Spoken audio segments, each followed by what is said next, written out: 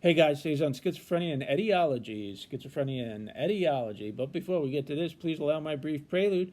As you know, I conveniently recorded it for our mutual comfort, our mutual convenience, and our mutual luxury. And hey, listen, I'm no spring chicken. I know I get it all the time. People come up to me and they say, "Spring chicken? Spring chicken?" I say, "No, no, not a spring chicken here." And therefore, I've been around a few preludes in my many years. I'm telling you, this prelude, has got something that's particularly luxurious. Like an ever luxurious, and this is luxurious, good doctor. Hello there, my name is You Robert gotta have a Francis. good You've one. stumbled My on guy's the Conquering best. Schizophrenia YouTube channel. Everybody's the where best, me and the right? bird. Everybody's doctor That's is right. the We best, talk right? schizophrenia. Oh, he's the best. This is the cut of my jib right here. Birds for on reasons of my Vacation, Book medical 5, Who's Who, confidentiality. Legends and Icons I'm a Among licensed Us. clinical social worker times 15 years.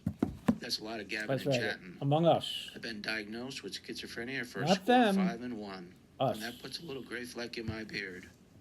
Advancing down the jib. Thank you for joining me on my channel. Now to topic. To topic. So, definitively, we have no idea what the etiology of schizophrenia is, definitively. There's just conjectures. But the modern conceptualization is this: genetic underpinning, a genetic component, and that leads to a neurological component.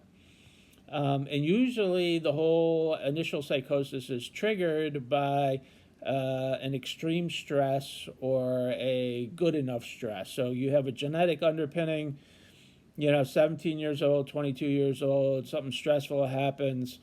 The genetic underpinning translates to your brain, your neurology, and the psychosis becomes evident.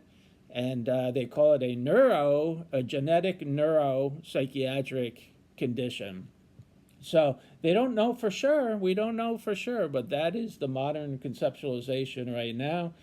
And they're still trying to narrow down what all the factors are neurologically as well as genetically to pinpoint the specific genetics. There's just so many combinations, and to pinpoint the neurology of it all. And it's we're still working on that, and there's still work to be done on both fronts. But that's the modern conceptualization. When the stress hits, they call that diathesis.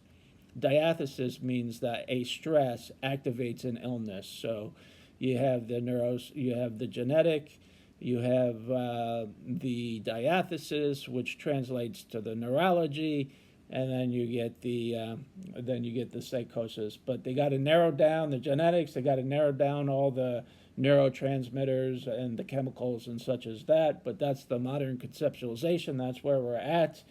Nothing definitive, but what we got is pretty luxurious, like a good doctor. You got one? You got to have a good doctor.